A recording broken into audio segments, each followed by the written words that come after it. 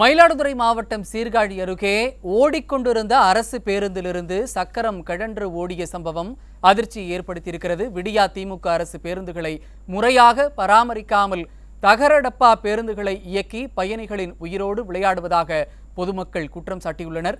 இது தொடர்பான விவரங்களை வழங்குவதற்காக நமது தலைமை செய்தியாளர் ஜெயக்குமார் இணைந்திருக்கிறார். அவரிடம் கேட்கலாம். வணக்கம் ஜெயக்குமார், விவரங்கள். வணக்கம் சைது. அதாவது மயிலாடுதுறை மாவட்டத்தில் ஓடிக்கொண்டிருந்த பேருந்தினுடைய இடது பக்க முன்பக்க டயரானது கழன்று விழுந்திருக்கிறது. பயணிகள் அதிர்ஷ்டவசமாக உயிர் தப்பியிருக்கிறார்கள்.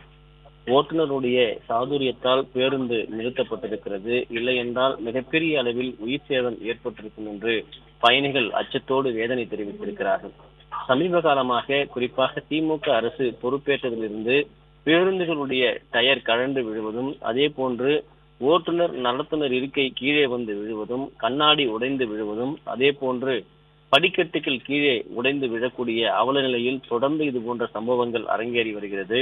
அதே போன்று இன்றைக்கு மயிலாடுதுறை அருகே இருக்கக்கூடிய சீர்காழி பகுதியில் இருக்கக்கூடிய வட ரங்கம் கிராமம் பகுதியில் அங்கு இருக்கக்கூடிய பள்ளி கல்லூரி மாணவர்கள், அதே போல பல்வேறு பணி நிமித்தமாக அரசு மற்றும் தனியார் அலுவலகங்களுக்கு செல்லக்கூடியவர்கள் சீர்காழி நகரத்தை சார்ந்தே வாழ்கிறார்கள். பின்தங்கிய மக்கள் பெரும்பான்மையோர் வசிக்கக்கூடிய பகுதி என்பதால் அரசு பொது போக்குவரத்தை நம்பியே அந்த மக்களுடைய வாழ்க்கை இருக்கிறது. இந்த நிலையில் இன்றைக்கு வடரங்கத்திலிருந்து சீர்காழி நோக்கி A8 என்கிற அரசு பேருந்து பனங்காட்டுக்குடி பகுதியில் பயணிகளை ஏற்றிக்கொண்டு வந்து கொண்டிருந்த போது எதிர்பாராத விதமாக பேருந்தினுடைய முன்பக்கமாக இருக்கக்கூடிய இடது பக்க டயர் கீழே கழண்டு முறிந்து விழுந்திருக்கிறது. அதிர்ஷ்டவசமாக ஓட்டுநர் சாதுரியமாக அந்த பேருந்தை நிறுத்தி இருக்கிறார்.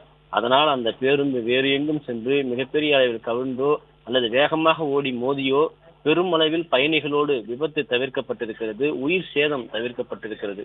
முற்றிலுமாக அரசு பேருந்து ஓட்டுநர்களும் நடத்துனர்களும் பேருந்து பராமரிக்காததனுடைய விளைவாகவே இந்த பேருந்து முற்றிலுமாக இப்படிப்பட்ட நிலைக்கு தள்ளப்பட்டிருப்பதாக அவர்கள் வேதனை தெரிவித்திருக்கிறார்கள்.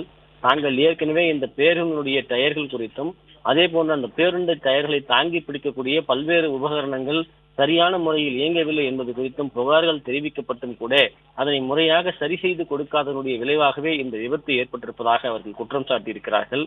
இந்த விபத்துக்கு முழுக்க முழுக்க போக்குவரத்து துறையும் திமுக அரசும் தான் காரணம். பொதுமக்கள் போக்குவரத்து பொது சாதனமாக இருக்கக்கூடிய அரசு பேருந்துகள் மீது எந்த விதமான கவனமும் செலுத்தவில்லை. அதன் காரணமாகவே இப்படிப்பட்ட விபத்துக்கள் நிகழ்ந்திருப்பதாக அந்த பேருந்தில் பயணம் செய்த பொதுமக்களும் பயணிகளும் குற்றம் சாட்டியிருக்கிறார்கள். ஓடுகிற பேருந்து டயர் ஒன்று முறிந்து விடுகிற அளவிற்கு இந்த அரசு பேருந்துடைய நிலைமை இருக்கிறது என்றால் மற்ற உபகரணங்களுடைய நிலை எப்படி இருக்கும்? அந்த பேருந்தை எப்படி மக்களை ஏற்றிக்கொண்டு இயக்க முடியும் என்கிற கேள்வியை ஓட்டுநர்கள் நடத்துனர்கள் எழுப்பியிருக்கிறார்கள். மக்கள் மீதுதான் இந்த அரசுக்கு நம்பிக்கை இல்லை, மக்களுடைய பாதுகாப்பைத்தான் இவர்கள் உறுதி செய்யவில்லை என்றால் தற்போது அரசு பேருந்தில் பயணிக்கக்கூடிய பயணிகளுடைய வாழ்வோடும் விளையாடுகிறார்கள். இது போன்ற பேருந்துகளை எப்படி இவர்கள் இயக்குகிறார்கள் என்கிற கேள்வியை அவர்கள் முன்வைத்திருக்கிறார்கள். எனவே முறையாக அரசு பேருந்துகள் பராமரிக்க வேண்டும், பராமரிப்பு பணிகளை மேற்கொள்ள வேண்டும். மக்களை ஏற்றி செல்லக்கூடிய பேருந்துகளில் இதுபோன்று மக்களுடைய உயிரோடு விளையாடக்கூடாது என்று பயணிகள் தரப்பில் கோரிக்கை வைத்திருக்கிறார்கள். இனிமேலாவது விழித்துக் கொண்டு இந்த பேருந்துகளை சரி செய்து அந்த பாதைகளில் இயக்க வேண்டும் என்பது பயணிகள் மற்றும் பொதுமக்களுடைய கோரிக்கையாக இருப்பது குறிப்பிடத்தக்கது. இணைப்பில் வந்து விவரங்களை வழங்கியமைக்கு நன்றி ஜெயக்குமார்.